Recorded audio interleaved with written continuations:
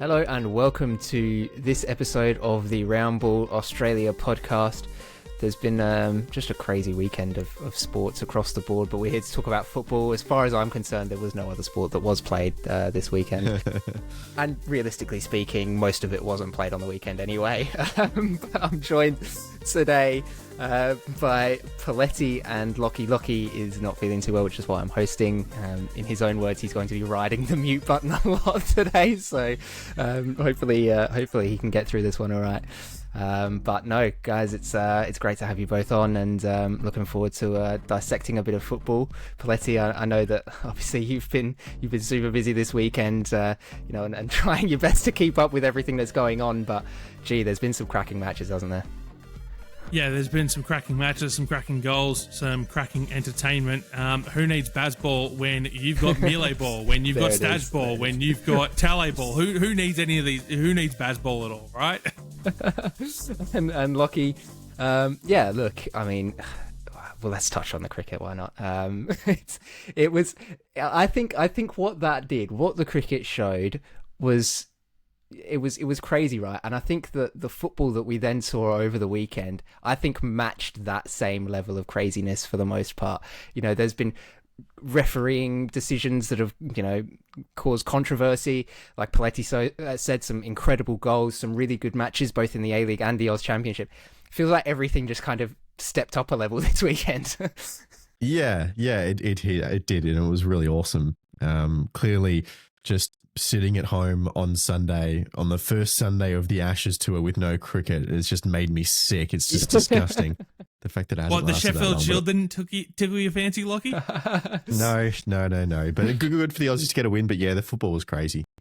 We had, the marquee game with the Big Blue on Saturday night. Cougars on Friday popped off as well.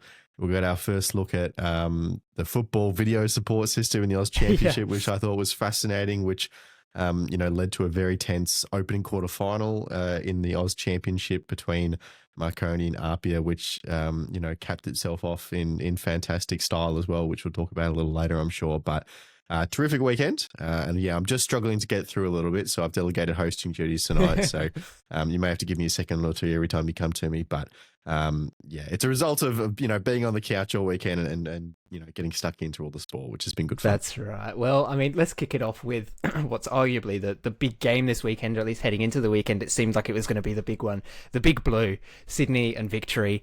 Obviously a lot riding on this, I think, for both teams. Kind of very interesting seasons for them. There's a lot on the line for both coaches, both Tale, who maybe didn't get off to the hottest of starts with that poor performance in Adelaide, and Dillis, who's just been unable to really get anything going for the Victory. And they come together at Leichhardt Oval. It was pouring down with rain. The conditions were crazy, but still a very good crowd. Looked like a great atmosphere at the ground as well. And we served up a great game of football. Sydney coming away 3-0 victors. And to be honest, Poletti, it didn't look like the game was going to go any other way. Victory, outside of maybe 10 or 15 minutes, were pretty woeful. And I think that's kind of been the story of their season, is that they've not been able to actually kind of stamp their authority on any game so far. And it's just another big loss to a big rival, arguably their biggest rival. So, a bit of a disappointing result there. But for Sydney now, that's 4 wins in a row. Lachie has put down in his notes, they look the clear favourites to win the league, which I slightly disagree with, but they're no doubt a much better side this year than they were last. Yeah, absolutely. I know a lot of people were sort of, tally out after round one and an embarrassing performance against Adelaide, but he's come good. It's now I think it's 4 on the trot, either side of the international break. The side's performing well. It's looking like a well-oiled machine, which is ultimately what Tally would have wanted last season, and just didn't quite come off the way he wanted. I think you probably couldn't have asked for a better opponent than Melbourne Victory coming out of the break. Sydney looked the better of the two teams for the majority of the game, but I believe, if I remember correctly, they didn't have a shot on target in the first half. And, so if you're Melbourne Victory, you've set that up exactly the way you want to. You restrict, a side that's performed better than you all season to no shots on target, and then you go and throw it away in 15 minutes. Like I just speaking of throwing matches away. We're talking about the similarities between the two, right? I mean, sorry, I couldn't help it, Jacob. Look, I just, but you know, so you look at it from that perspective, and it's good for Sydney FC. On the other hand, surely, you know, that seat's getting warmer for Arthur Dillis now. You lose the Melbourne Derby, okay, maybe you can accept that. To then go ahead and lose to arguably your biggest rival, and I know, depending on who you ask, will depend on whether the answer is City or Sydney, but you've lost to your two biggest rivals this season. Until today, your only win was against the only winless side in the competition, so that's not good either. I don't know where victory can go from here.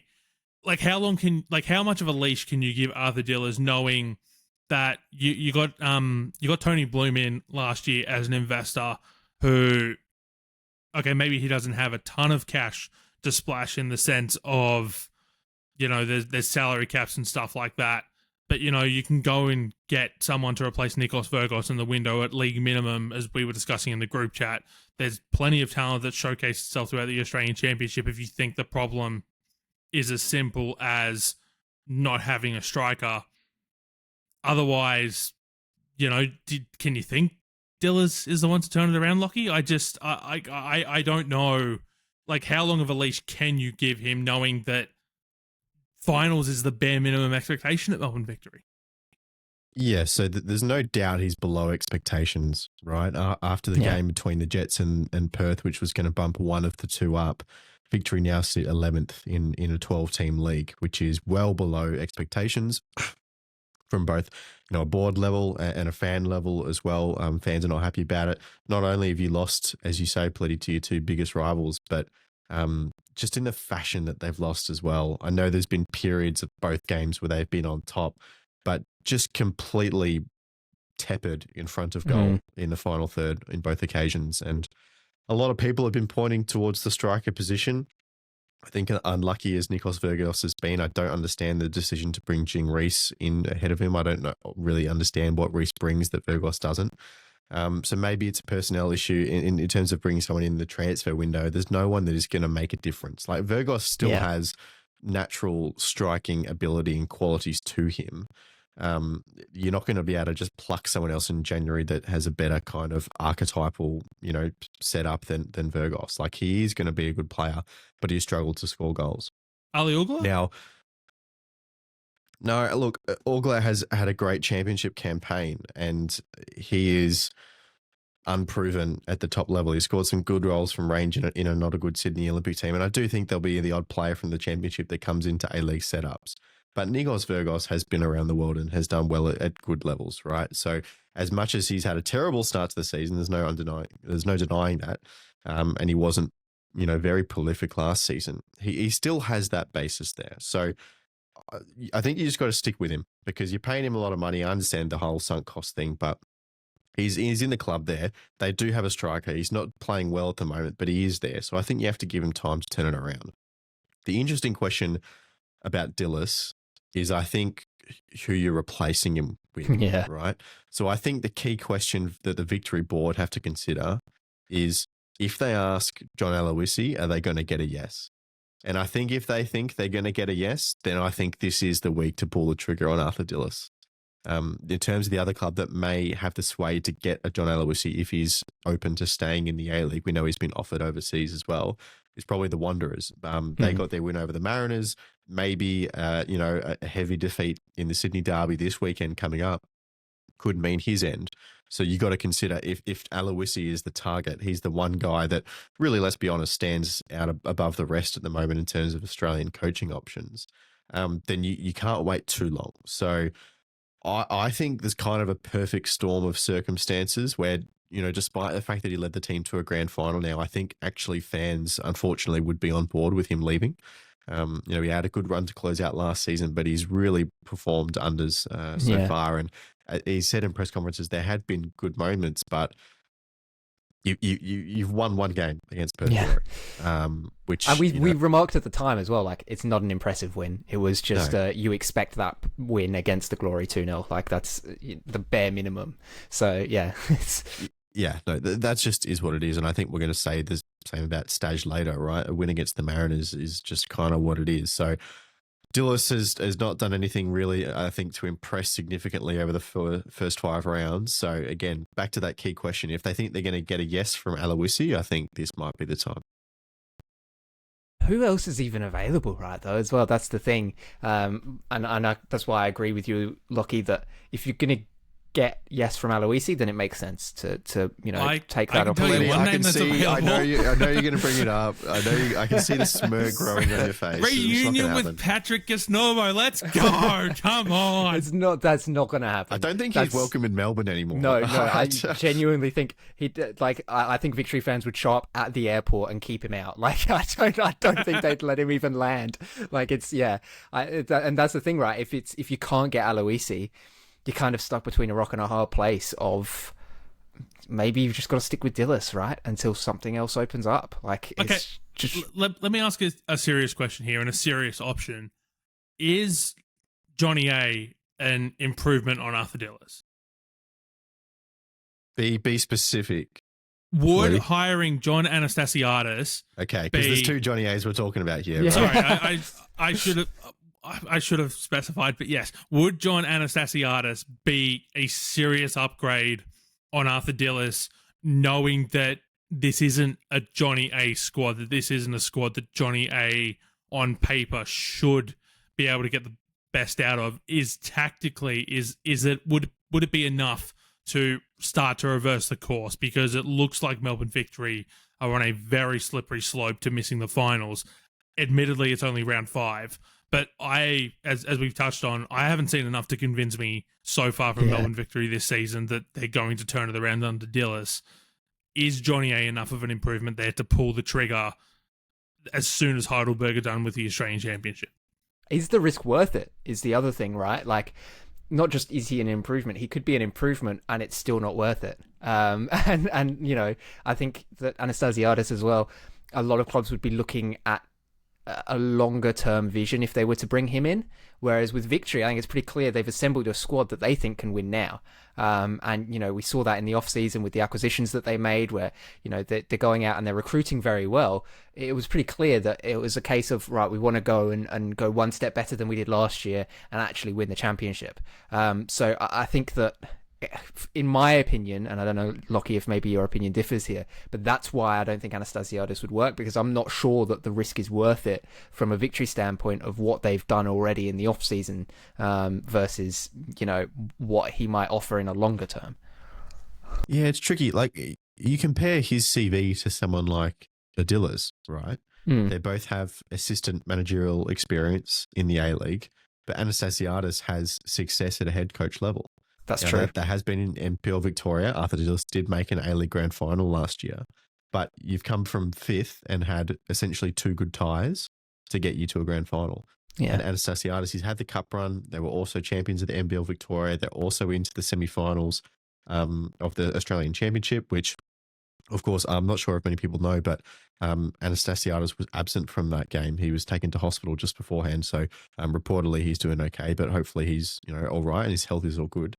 Arguably he has a better CV, but Victory is not the kind of club that is usually taking punts on that kind of coach. And I think bringing Dillis in was because of the circumstance that they found themselves in, right?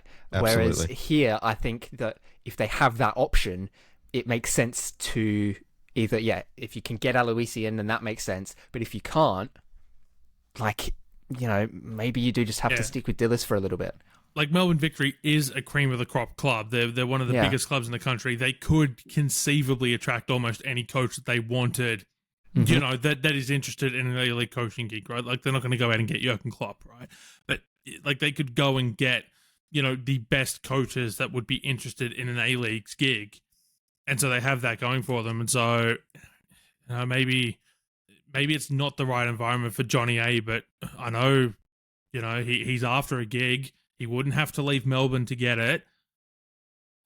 Yeah, I don't know. I think Either way, let me say, I think John Anastasiadis, I think he's leaving Heidelberg once this tournament's over. Oh, 100%. Oh, 100%. It's just where does he go? Between the Mariners and other options, yeah, he's got something. Yeah. Well, just on that, we saw earlier this week Labano Halidi formally step away from the Sydney Olympic role, and this might be something to get into on the second ball later this week in a little bit more detail.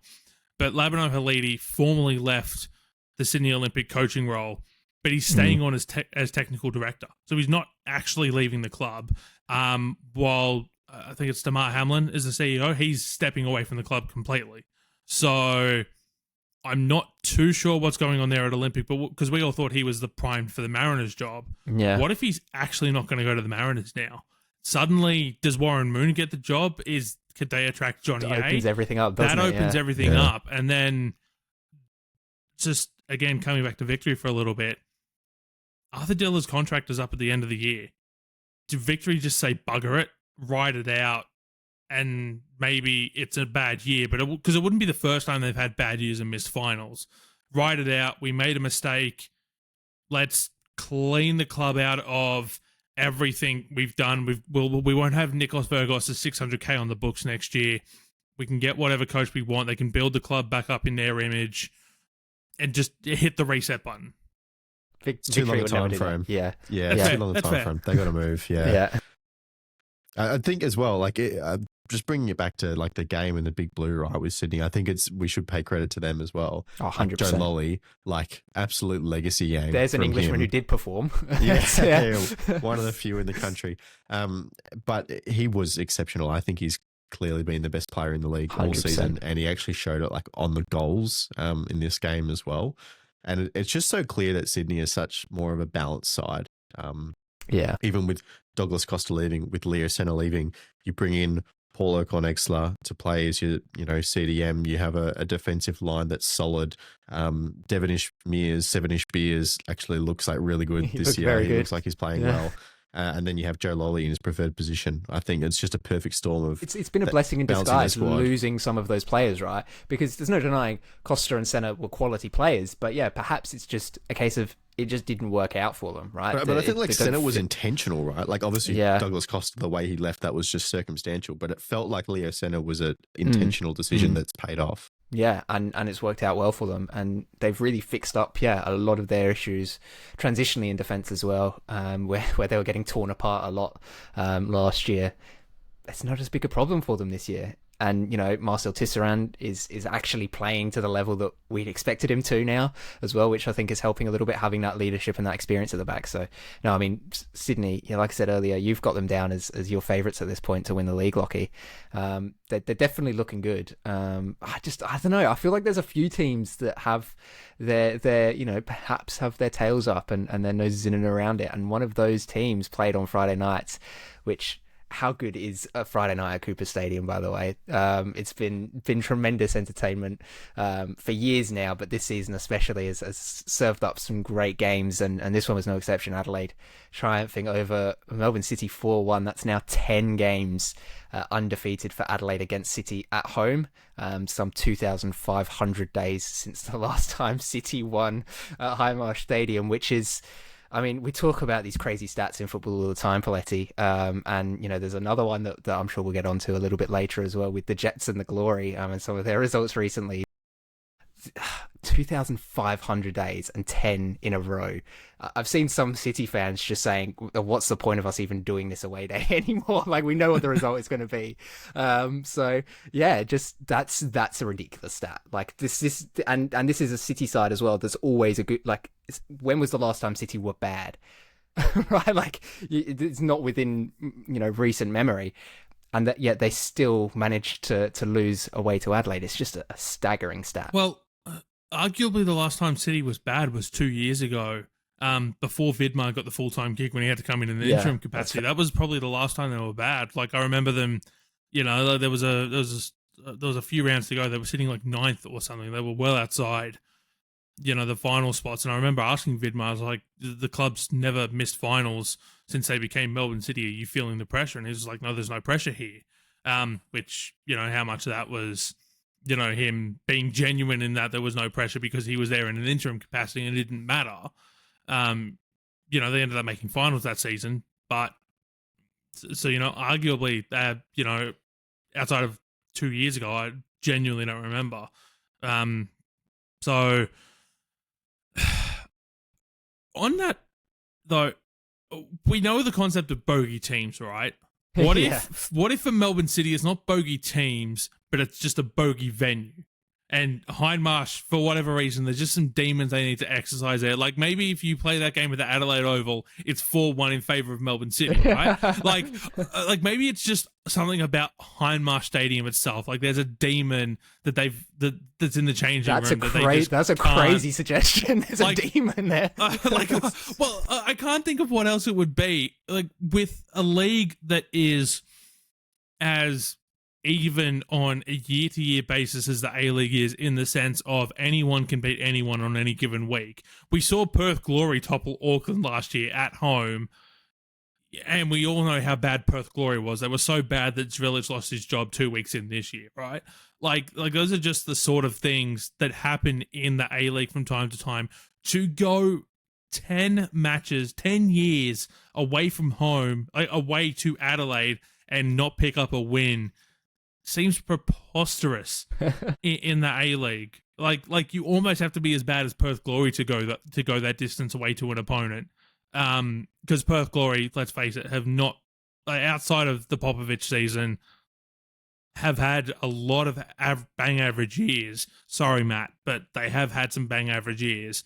In the last decade. It's absolutely baffling. And there were a player up for 55 minutes in that game. Like, how do you get thumped 4-1 when you have a player advantage for 55 minutes and you have the deficit like 30 seconds after the player is sent off? Brilliant goal by City, by the way. Absolutely brilliant work off the set piece. Very good hit. But, you have the deficit immediately. And I'm sure, Jacob, you were watching this at the time and thinking, oh, here we go. Adelaide, defensive issues again. They're down a player. They're going to lose. And then they just don't. And I think that's the thing, right? The way the match panned out puts that stat into even more context, Lachie, where it's like, City, if City are serious about winning, you've got to be getting a result over a 10-man team. Kind of regardless of the history of you at that venue and the history of you against that team. And it just felt like, and it's what Vidmar said in his post-match press conference as well. He said there was only one team that wanted to win that game, and it wasn't us. And I think that's kind of a bit of an indictment on this City side. I mean, they've got obviously Asia to think about as well, and how much is that playing on their mind, but it's been pretty clear, I think, this season that they don't quite look as solid as they have done in the past. Yeah, it's tricky. Like, I think there was a perfect storm of a couple of different circumstances, right? Because they have the demon or whatever, the hoodoo of like not winning in Adelaide. Then they have a lot of senior players injured. Matthew Leckie is the biggest one, as his Baich did come back for this game. But I think the big personnel issue was Kai Truan. 100%. His absence was massive. Obviously coming back, played both Socceroos games, only landed in Adelaide on the Friday. He was not going to be fit to start. So they didn't have him. And he was a big part of, his absence was a big part of why they conceded the lead so early. You have Zane Schreiber, who unfortunately, I actually think like on the ball and moving the ball forwards, I thought he was great. Some of his passes were outstanding. But giving the ball away where he did for that first goal, that doesn't happen if Kai Truan completely unforced error as well. It was completely unforced. Yeah, it was such a weird thing to see. Yeah, he just tossed it away, and then even if you're saying, okay, Kai Truan with Suprena injured, does he play centre back?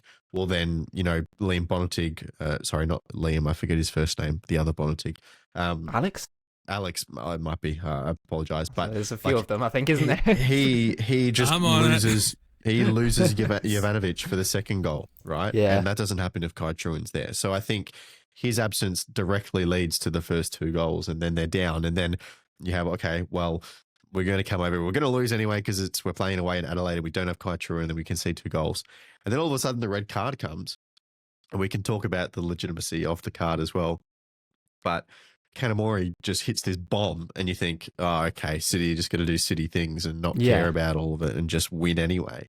But Adelaide defended really, really well, and they were dogged, and then they get 2 opportunities on the break going the other way and put it away. And what a goal from White, by the way.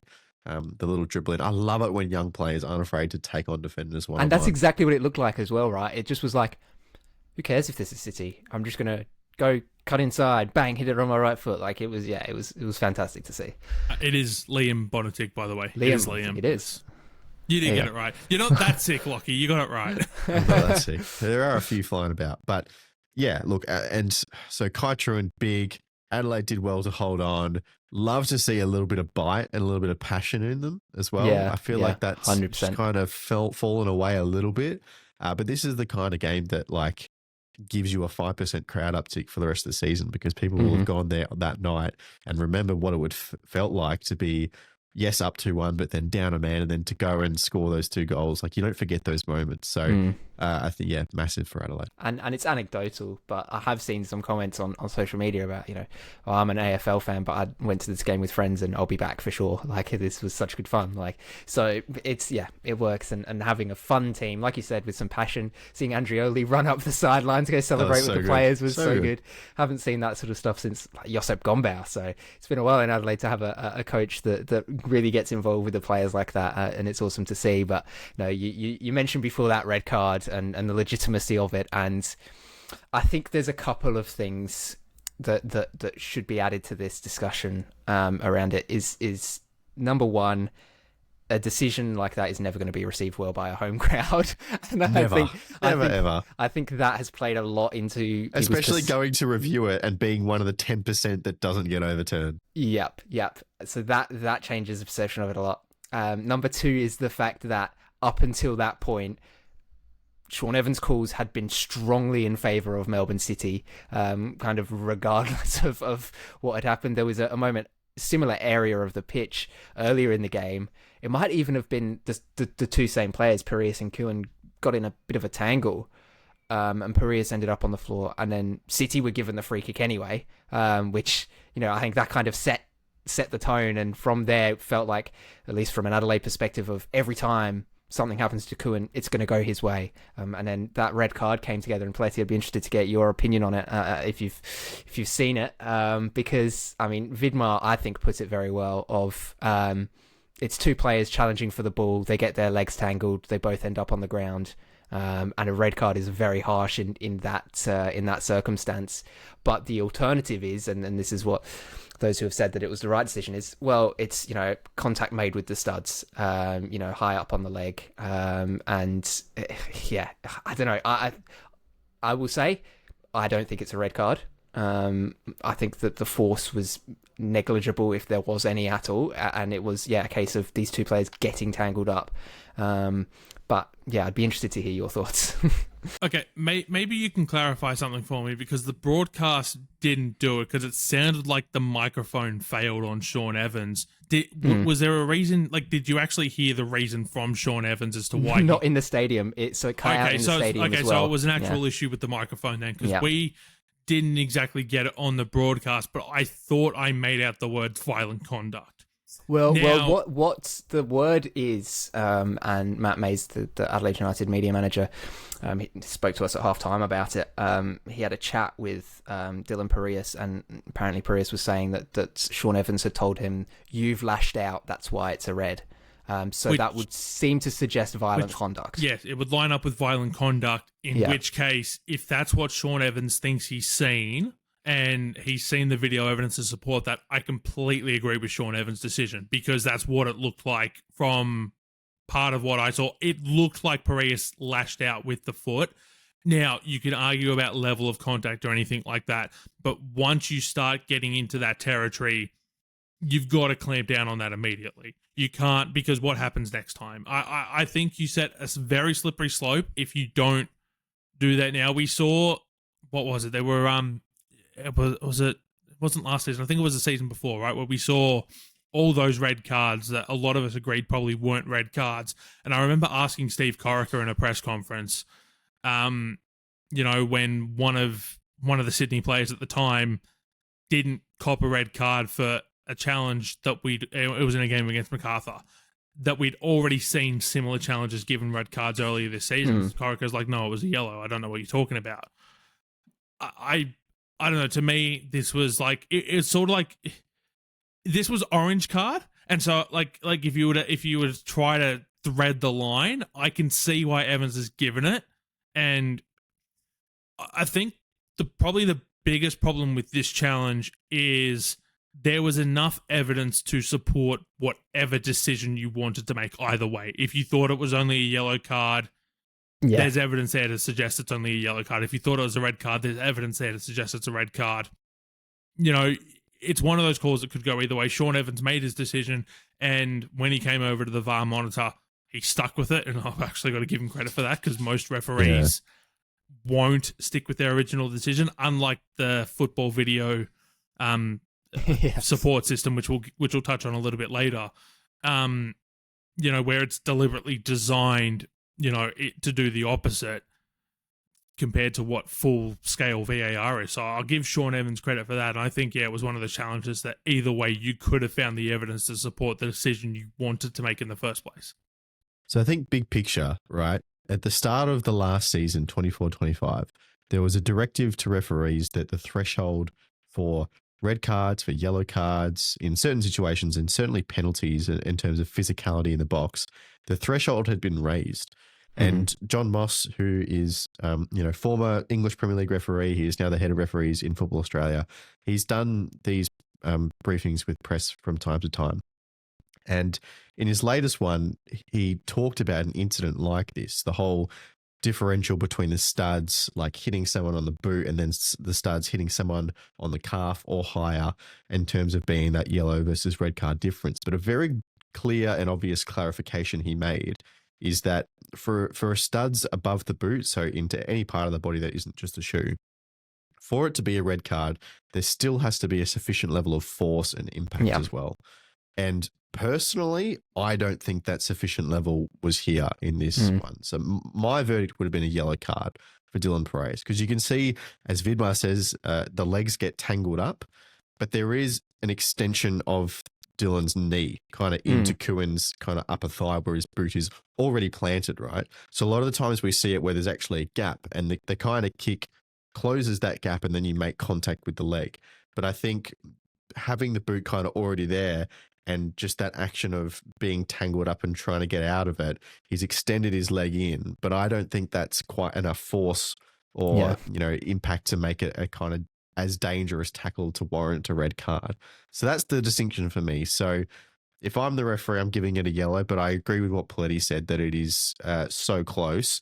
You could probably go either way. And one other thing I will say is that John Moss did say that what the Football Australia have now is essentially an independent committee made up of past players and media people and pundits and people who know football, and they've gone back every week. They go back and look at all the big decisions in the A-League, and they assess whether or not the correct decision was made.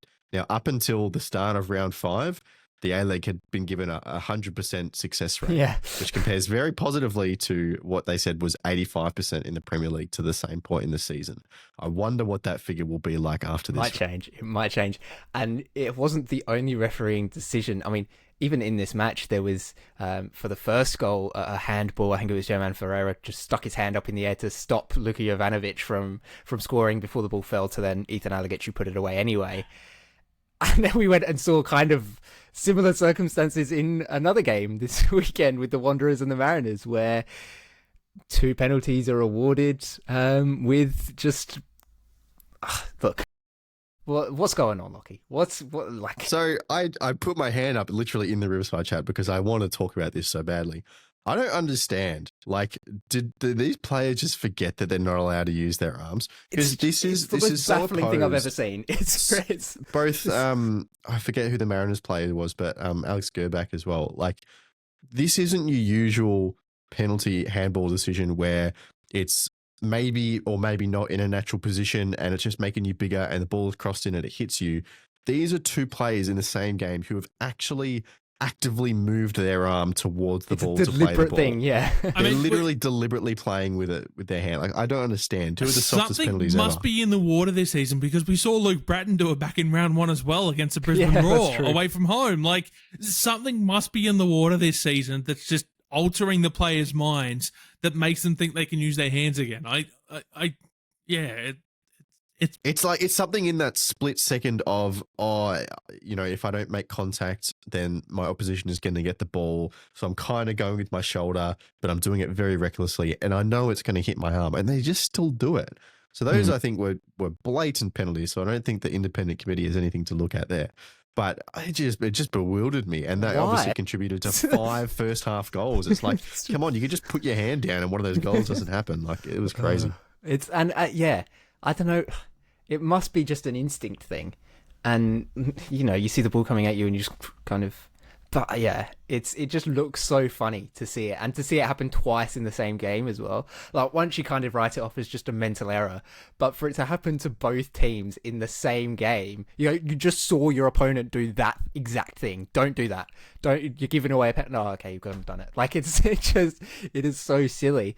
But it just added to what was, like you said, 5 first half goals, an absolutely insane fixture. And really, in many circumstances, it's a big win for the Wanderers, because it's kind of, they need something in this season. But for Stadgett, it feels like it's just status quo still. A 3-2 win against the Mariners, Poletti, is that going to be enough to really keep him in the good books at the Wanderers? It kind of feels like that victory 2-0 win against Perth, where Dillis, you just kind of expect that result. Yes, the Mariners have been perhaps a lot better this season than many have expected them to be, myself included, but a 3-2 win against the Mariners at home doesn't really feel like it changes much. It changes in the sense that they've now got 3 points on the board. They've now got 1 in the win column. I think that's as far as you can go. It's, as Stadge said in his post-game press conference, it's getting it off. It's getting the monkey off the back. They've got it out of the way. It's relieving. The pressure eases for another week. But unfortunately for Stadge, that I genuinely believe that pressure is going to be right back on if they lose to Sydney FC, and if they lose embarrassingly so. Like, you can write off a 1-0, a 2-1, 89th minute winner off a contentious penalty and go, well, we were in it for 89 minutes of the game and we just fell away at the end. Or there was a refereeing decision that went against us, or there's a controversial red card which changed the outcome of the game. You can write off something like that. But if you go out to Sydney FC, who are on absolute fire at the moment, and lose 3-0, 4-1, 5-2, like 4-2, like you can't write that off. And I think the pressure's firmly back on Stadgett. And we've already had the coaching discussion with Dillis. The same discussion applies to Stadgett. He's on a 1-year contract. As Lachie said, this is probably not a club that can afford, given the expectations, to wait until the end of the season to get some dead weight off the books, restart again, because they've already had a number of restarts in recent years. They've been given opportunity time and time again to restart under new coaches ad nauseum. They can't wait another 12 months to do it again under a new coach. We haven't touched on the Wellington Phoenix yet, but we could legitimately be looking at a situation where almost half of the league coaches are out of their job before round 10. Yeah. Is there any league in the world where that happens? I don't think it doesn't. But I think that's a product of the league being what it is, though, where it feels like every team can compete, and so the expectations from the majority of teams is we're going to compete this year, and of course half of them can't compete. So you're kind of in that position where this is just one of those years where a lot of those clubs aren't competing so far, so their coaches are under fire. But yeah, it just Lachie.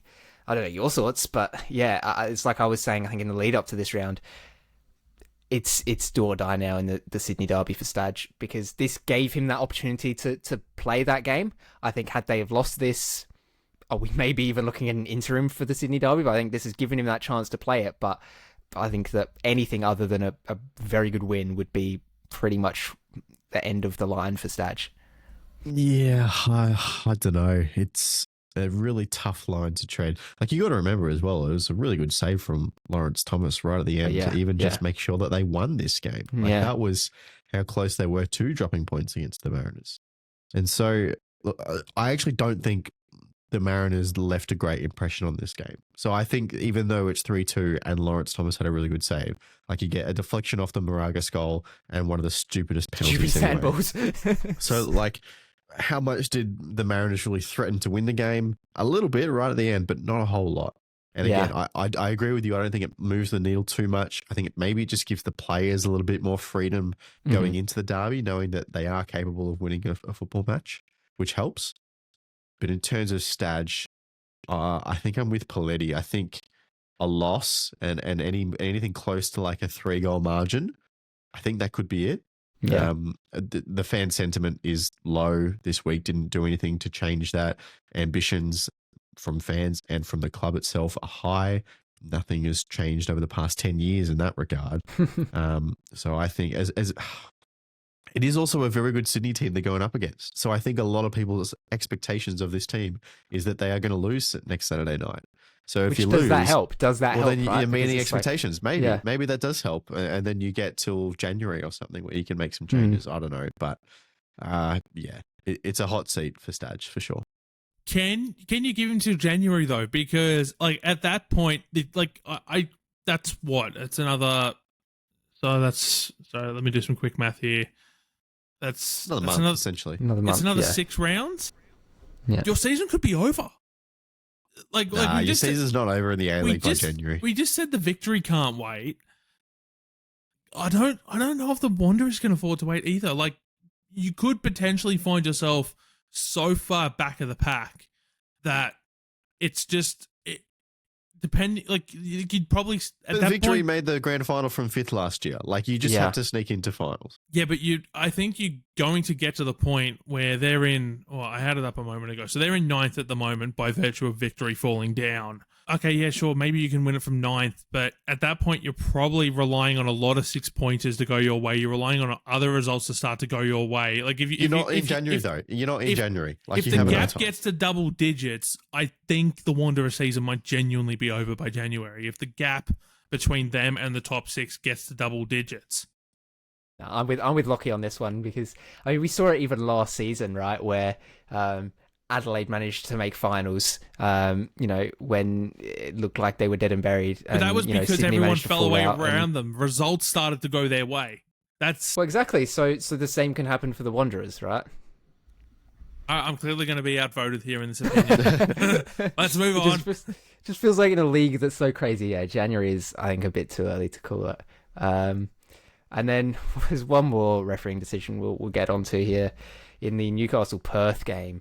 And this is just in terms of the game itself, this is crazy because as was brought up on the commentary a number of times, I think the most common result ever in this fixture between Newcastle and Perth is 2-2. And it looked like for a moment it might actually be going that way as well, with the Jets absolutely gunning for it in the final 5 minutes or so. Perth managing to hold on for a 2-1 victory, but through very controversial circumstances, Lachie, with a handball penalty given that, look, it's not a you can't even say I've seen those given, because that's one where I think it's pretty clearly this is an example of this isn't a handball.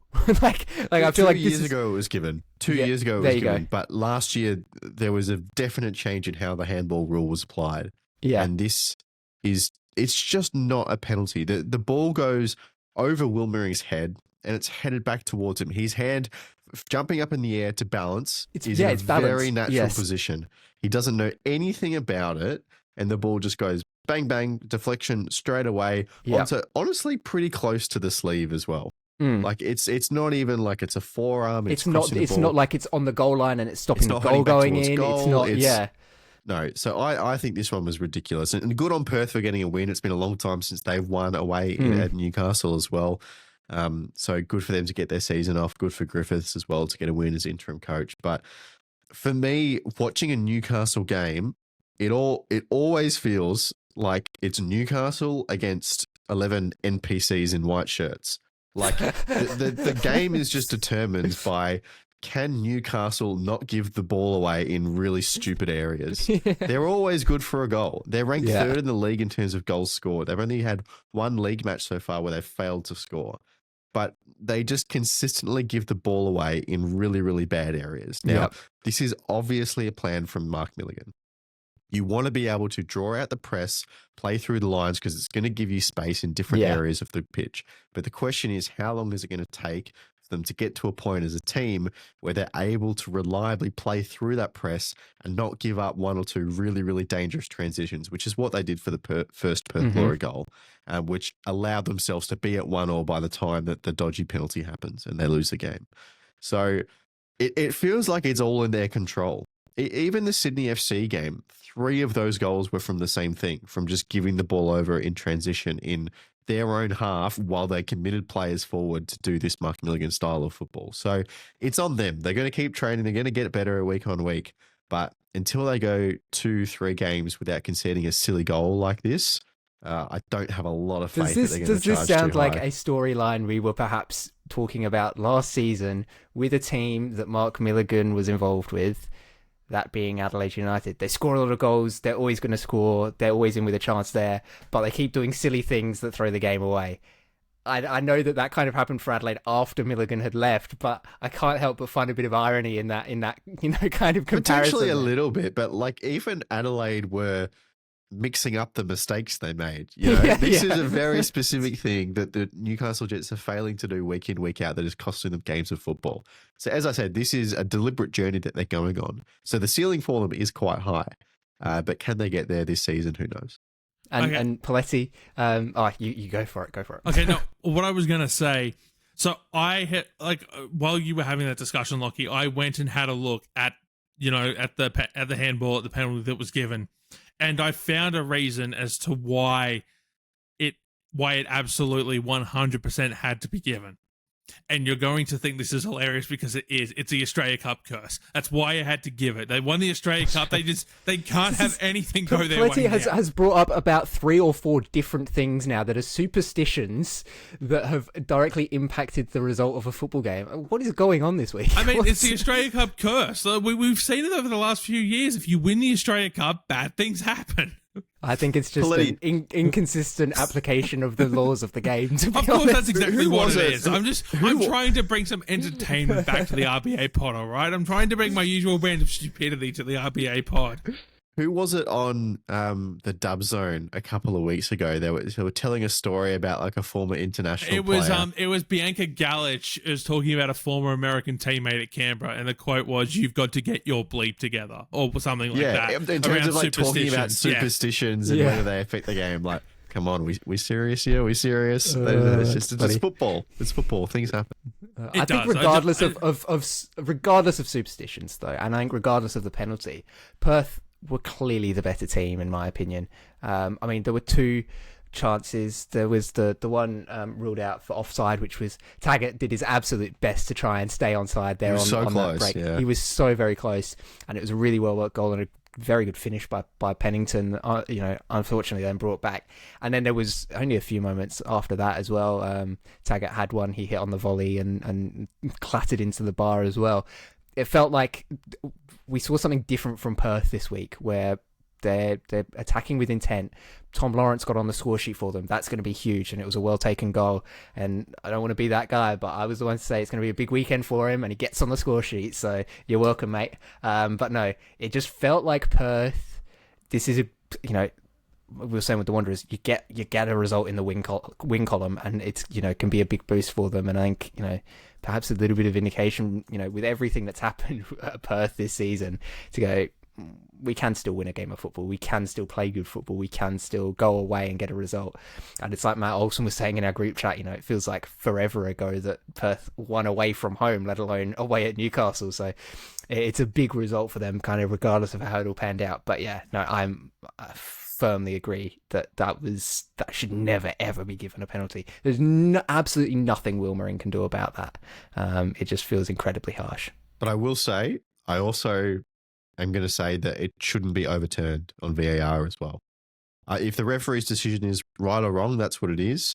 There's no objective facts that VAR can bring that the referee didn't see in real time. So in terms of a VAR process, which they've tried to limit as well, I think it's correct to just stay out of it and leave that decision as it is. Yeah. Moving on then, some other results. The Raw, they're continuing to kind of build something this season. They go away to Auckland, not the easiest of places to play, and they snatch a draw. And to be honest, the Raw looked very good. Justin Vidic looked like a handful for the centre-backs all game long, constantly probing runs in the gaps in the back line, and obviously that's how his goal came about. A nice pass by, I think it was Michael Roos who set him through, and a well-taken finish. And Auckland really only looked likely to score from set pieces, whether that was direct, as was the case with Lachie Brook, a great hit to put that in the top corner. Francis de Vries had a chance later in the game as well, where it was either the post or the crossbar. I can't quite remember, but a very good effort from range. And there were a couple of indirect set pieces as well, where they looked to cause a little bit of trouble in the box. But Poletti, Brisbane Raw, they've been Lachie's dark horse for about 3 years now, but they're finally coming good. And I was saying in the build up to this round, like, if they can get a result here, that would be huge for their season, and they've gone and done it. They absolutely have. Look, just on the Lachie Brook goal, all I want to say is, doesn't that just give you Nestri Irankunda vibes against Melbourne City, Hindmarsh? Like, it looked, I don't want to say very similar. Yeah, very similar, right? Like, I'd have loved to have seen, like, I think it was Antonis who caught the behind goal footage of the Irankunda goal that night. I would have loved to have seen the Auckland version of Antonis. Like, get the version of that goal and put it up. I'd have absolutely loved to have seen that, because that looked like an absolute rip snorter of a goal. But on the Raw themselves, I'll put my hand up and say maybe I was wrong about Valkanis. Like, when it was announced, I ran through the numbers. I was not at all convinced that Valkanis was the answer for the Brisbane Raw.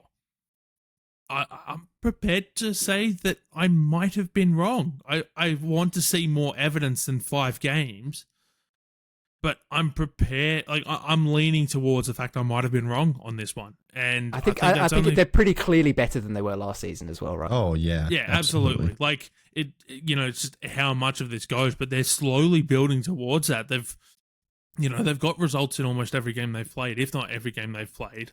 I don't remember off the top of my head. They've got a loss. Yeah, they've got one loss on their record. Yeah. So they've done well enough, so far.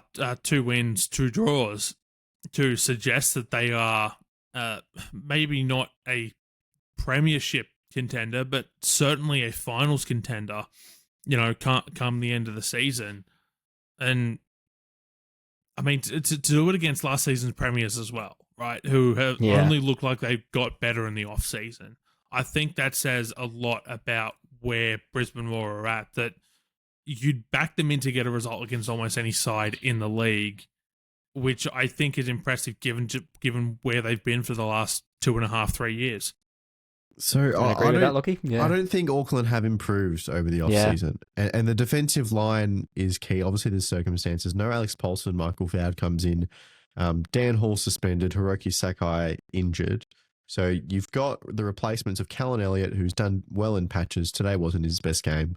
And then you have Pineacker, who's just coming back from injury as well, to pair Girdwood Reich, who individually as well himself is a very good player. And then with DeVries on the left. But that is only 2 of their main 5 that they had last year. And so it's clear they weren't quite punching at their normal level. And that just must have upset the team a little bit. I'm not sure whether it's like Hiroki Sakai bombing down the right side that is so crucial to some of those combinations, or what specifically it is. But Steve Corica was not happy at all with his side's performance. And Brisbane, I think the main thing that they've done, and this is absolutely a trap that underperforming A-League teams fall into over the course of a 3 to 5 year span, is that when you're playing in a league without relegation and you've been bad for a while and the fans have tailed off and it doesn't feel like there's the passion there for the football club, you just get caught in the same cycle over and over again. And what Michael Valkanis has done is nothing revolutionary, I don't think, on a football front. but he's got a team believing in why they're there and why they want to win. Beyond the Perth Glory sides that we've seen over the last couple of years, that for the second half of the season, what are they playing for? Like, why are they there? They're there to collect a paycheck. They're not going to make finals. They don't have any reasonable reason for optimism for why it's going to be better next year. They're just caught in the same trap. And I think that's where Brisbane were last year. And I think their squad was quite similar to Perth this year, was better than how it performed last season. But under the leadership of Ruben Zadkovich, they never quite got there. But this year, Valkanis has given them a purpose. It's to represent the area of Queensland and Brisbane and be proud in who you are, play a specific type of football, be proud of the jersey you're wearing, and that inherent faith in who they are and giving that club an identity is giving them a reason to go out and fight every week. And I think that was on good display in this game against Auckland, where they went absolutely toe-to-toe. Yeah.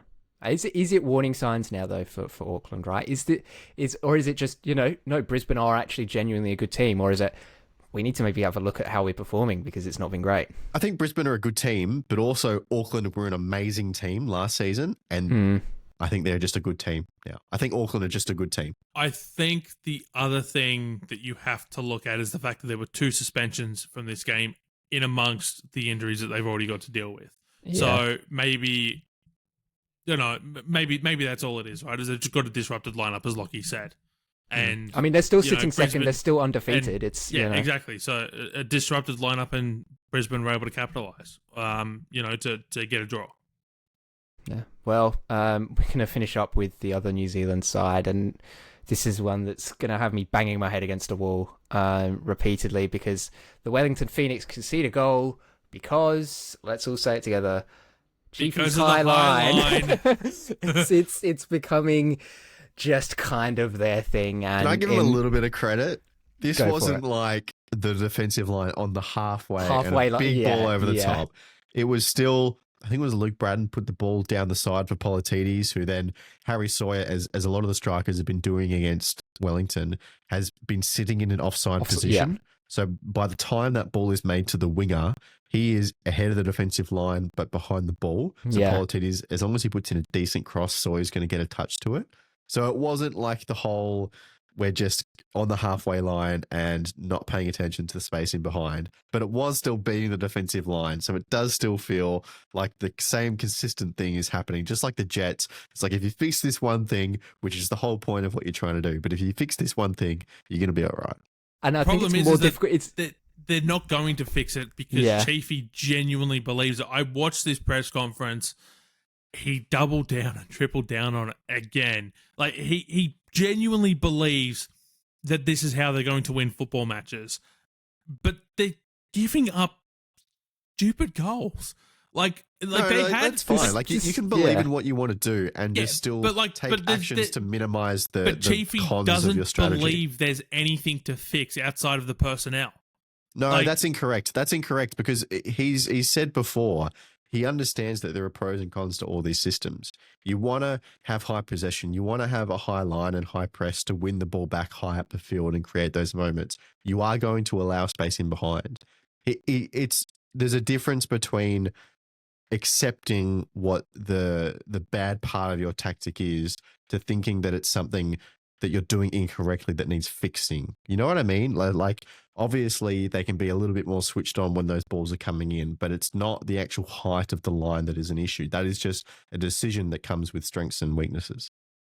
Okay, that's fair enough. I don't know. I look at it and think that, like, this is just a collision course waiting to continue to happen every time Wellington take the pitch.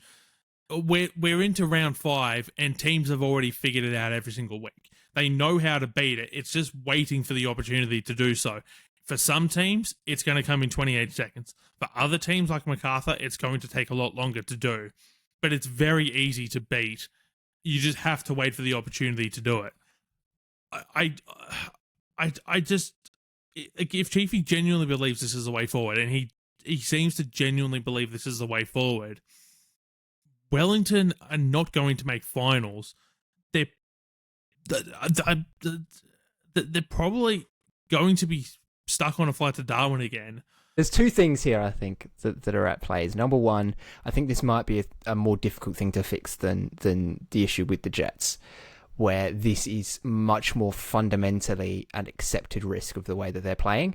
It's similar. The Jets is similar, but a lot of that can be kind of restricted by just working on it, right? And limiting mistakes. Whereas this, it's an inherent, issue that you're going to have, and you've just got to kind of deal with. I think the bigger problem in this one was they didn't score. And, if you can't get up the field and you can't really threaten the opposition goalkeeper, it doesn't really matter how you play, because you're not going to get a result. And I think that's the thing that's done them in this one, because outside of that Sawyer goal, they defended pretty well. I thought Aleaguemen had a very good game. He seems to really be a lot more confident now in coming out and kind of commanding that 18-yard box, as he has to do in this system. But there were a number of times where he came out and closed down that one-on-one and wins it and makes the save. But yeah, for me, I think just the bigger problem here in this one was they just couldn't score, and it's like it was it last round against Auckland. You're playing with a two-man advantage and you can't score. It's I think that's the bigger issue here, Lachie, than necessarily the fact that they've got this high line. Yeah, look, potentially. When one type of goal keeps coming, you have to be worried. And so there's two issues. Let's say there's two issues. They're conceding goals from high lines and they can't score. And for a team like Wellington, it's going to be tough to fix both at the same time. So Cheapy's got his work cut out for him, that's for sure. And we're talking parallels to the cricket as well, and this just reminds me of it even more too. With this, it's the way we play. Stubbornness of bad ball, cheapy ball, being stubborn in your system, which is ironic because that's such an Australian football attitude, but it's the English cricket attitude at the moment, which is quite funny. It's funny for sure. But the Bulls, they're back to winning ways, hopefully kind of righting the ship, and obviously big campaign in Asia that they've got. They host Taipo in the ACL2. Is it this week, Lachie, that they've got them? It is this week. It's Thursday night, and then they back up a few days later to play Perth Glory on Sunday night at 6 p.m. So busy week for MacArthur. Yeah, so if the Bulls win, they'll secure progression through the knockouts, and they could lock in top spot as well if Stefan Mork over in Vietnam gets a draw, very specifically a draw with Beijing, because is it just like a goalless draw, or like any draw is fine? Any draw is fine, because essentially the winner of that game will then go to challenge MacArthur on the final day. So there's still a world where Beijing could jump up as well, but the coefficient wants them to get knocked out. And while we're talking Asia as well, Melbourne City have a very important game against Johor Darul on Tuesday night at Amy Park, which if they win will take them to 9 points, and that is a long way towards the 10 or 11 they're probably going to need to progress. So, massive week in Asia coming up as well. And there's no excuse not to get to this one, because this game is at 6:45. It is a good time for football on a Tuesday night. You're home. There's enough time. Good? Oh, I don't know. There's enough time after you've finished work to make your way down to the Melbourne Rectangular Stadium. We've got to abide by AFC regulations here. The Melbourne Rectangular, the Melbourne Rectangular Stadium. The game's done by 9 p.m. You're out of the venue by 9, so plenty of time to get home and get a good night's sleep before you got to go back to work or school the next day. Great time for football in the middle of the week. Great time for football. There you go. It's definitely better than, what is it, a 5 o'clock kickoff? 5:30 or something. That's horrible. Yeah, it's ridiculous.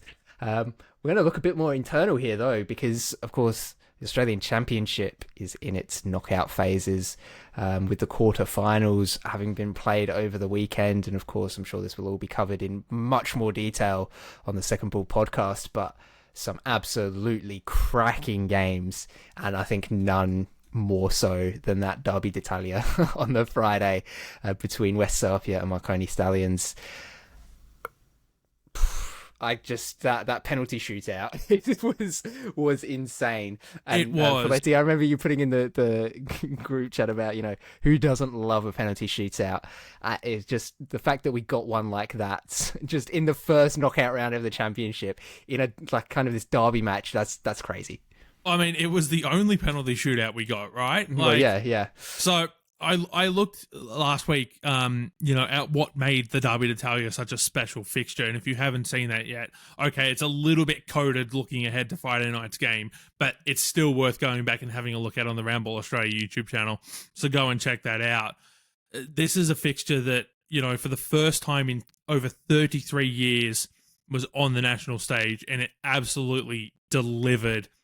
We saw the FVS system in place. We saw, how Franco Maya took until like the last minutes of extra time to get sent off is absolutely beyond me. He should have been sent off well before that.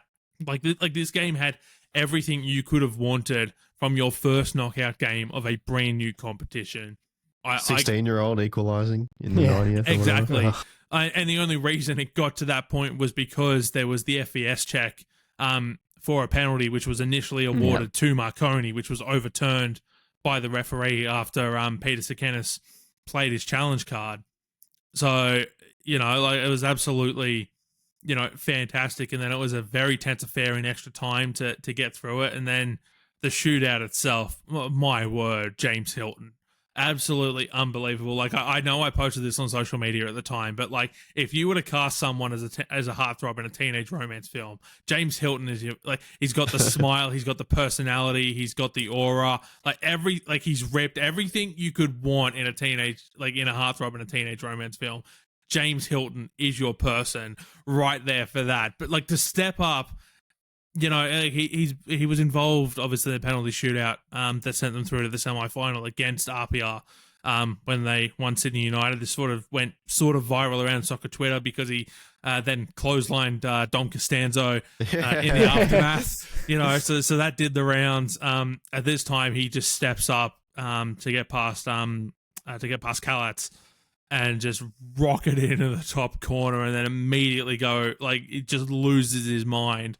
Like for me, James Hilton, absolutely goalkeeper of the tournament. Regardless of what happens from here on out, he is the goalkeeper of the tournament.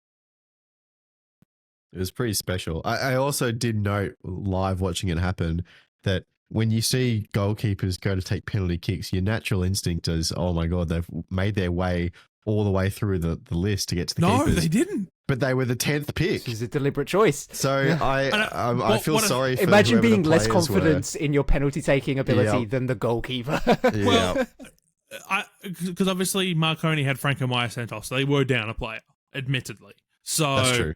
That's true, and actually it equalizes for both teams too.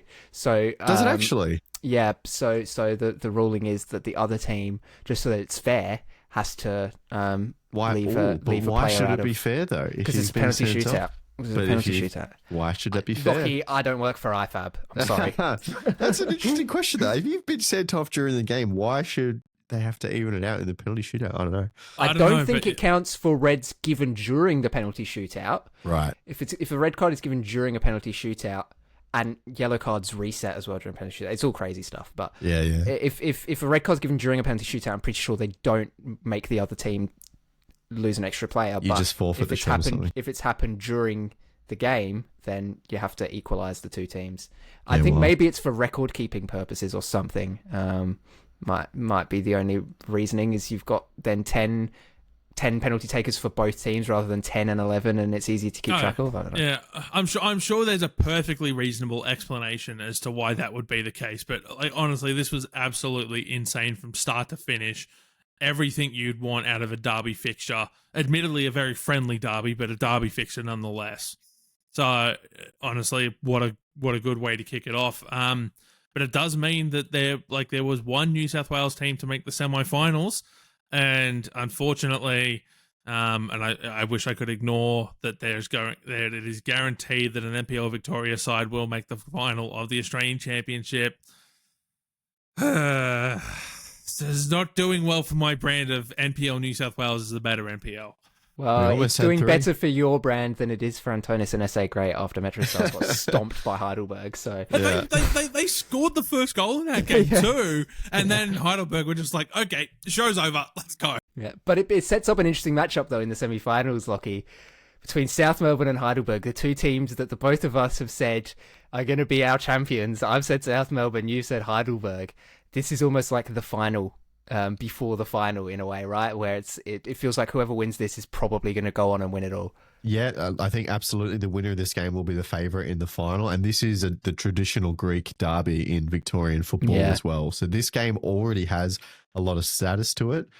Throw in the fact that South beat Heidelberg in the Doherty Cup final this year. Throw in the fact that Heidelberg, got to the Australia Cup final and fell short. They did go on to win the NPL Victoria. There's a lot of tension there between these two clubs. Now it's an Australian Championship semi-final. It's going to be awesome. I can't wait. I'm going to go the other way here. I think from here, the winner is going to come from the Marconi Morton City game. And I'll tell you why. There's an old adage in sport that you play the final before the final. I genuinely think that both of these sides will want to win so badly that they're going to put so much into this game that it will become the final before the final. And they won't have the energy once they actually get to the final itself.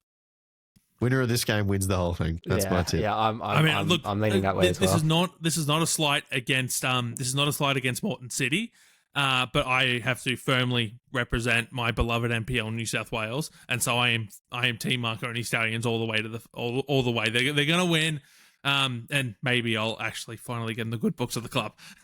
Well, there we go. Which one of us three is going to be correct? It's going to be fascinating to find out. We know Morton City are winning the whole thing now, right? Yeah, that's it, because it's the one that we haven't picked. But I mean, they did handle Avondale pretty well, so they're definitely not out of the equation. Just quickly as well, apologies for those who do listen to the Second Ball podcast. A little bit of life has gotten in the way of Lachie and I recording episodes over the last couple of weeks, but we will be back. We have a guest locked in, so we will see you this week. There you go. So yeah, make sure you stay tuned for that, because some great football to break down. And finally, it's been a long one, I know, but there's one more thing in terms of Australian football that is worth touching on, as much as it pains me to say it. Kevin Muscat, back to back with Shanghai Port in the Chinese Super League. That's a very impressive feat. I think they've struggled in Asia so far this season, haven't they? But to win your domestic competition back to back, that's a difficult thing to do. And in China, where there's a number of very strong teams, to see him do that, and I mean, you just look at his resume and the success he's had, and I don't know, it kind of feels like, is this maybe a Postecoglou 2.0, where it's this coach who's come from Australia, coached Melbourne Victory, and he's going to go on and do great things. I don't know, Lachie. Yeah, absolutely, he's going to go on to do great things. Like the context behind Kevin Muscat this season as well, in particular. Those of you who remember when the CSL went through this big boom of spending all that money, Oscar, the Brazilian, was that big marquee name that kind of set it all off.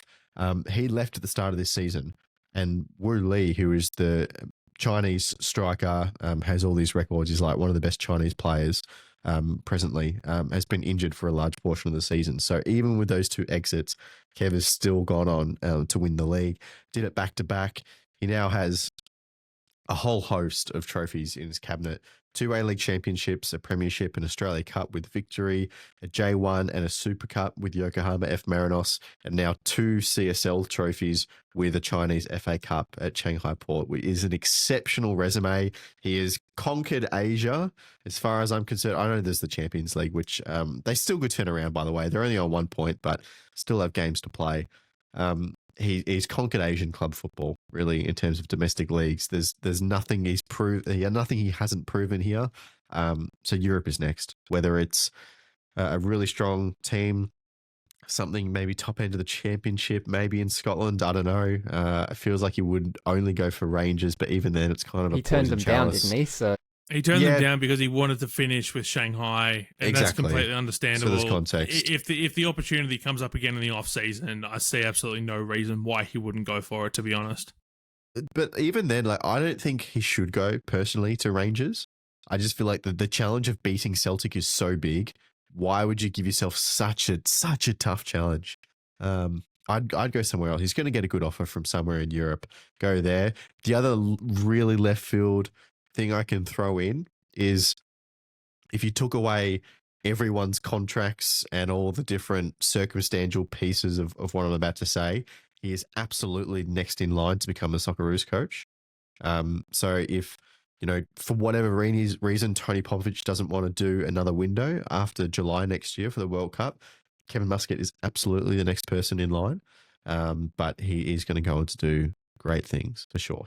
After Ange, no Australian coach's resume looks better than Kevin Muscat's. Well, and it would be very Ange move to then go and coach the Socceroos as well, right? So, if he really wants to follow that career trajectory, it's set in stone already.